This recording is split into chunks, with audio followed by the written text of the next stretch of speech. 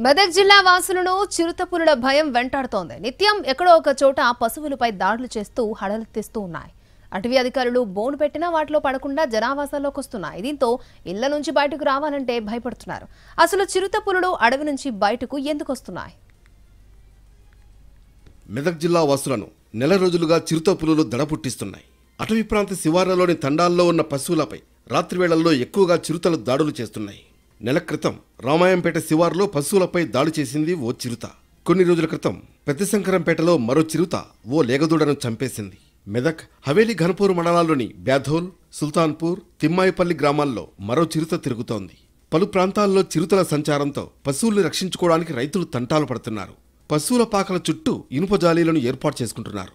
మరికొందరు రైతులు ముందు జాగ్రత్త చర్యగా తమ పశువులను రాత్రివేళ బావుల వద్ద ఉంచకుండా ఇళ్ల వద్దకు తీసుకెడుతున్నారు.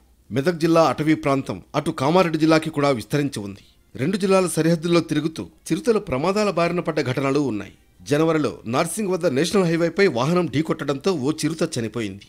ఎండాకాలంలో నీరు, ఆహారాన్ని వెతుక్కుంటూ అటవీ ప్రాంతం దాటి జనావాసాల్లోకి వస్తున్నాయి చిరుతలు. ఇతర జంతువులు కూడా గ్రామాలు, తండాల్లోకి వస్తున్నాయి. వన్యప్రాణులకు తాగునీటి కోసం అటవీ ప్రాంతంలో చిన్న చిన్న కుంటలు, చెక్ డ్యాంలు నిర్మించారు. కానీ వాటిలో నీరు నింపకపోవడంతో చిరుతలు, వన్యప్రాణులు గ్రామాల్లోకి వస్తూ ప్రమాదాల బారిన పడుతున్నాయి. చిరుతల సంచారంతో అటవీశాఖ అధికారులు అప్రమత్తమయ్యారు. ట్రాప్ కెమెరాలు ఏర్పాటు చేశారు, బోన్లు పెట్టారు. అయినా చిరుతలను బంధించలేకపోయారు. ఈ నేపథ్యంలో జాగ్రత్తగా ఉండాలని రైతులకు సూచించారు అటవీ అధికారులు. పశువులను వ్యవసాయ క్షేత్రాల వద్ద ఉంచొద్దని చెబుతున్నారు. పొలాలకు ఒంటరిగా కాకుండా కర్రలు పట్టుకుని గుంపులుగా వెళ్లాలని సూచించారు. మొత్తంగా చూస్తే పశువులపై చిరుతల దాడులు మెదక్ జిల్లా వాసులను కలవరపరుస్తున్నాయి.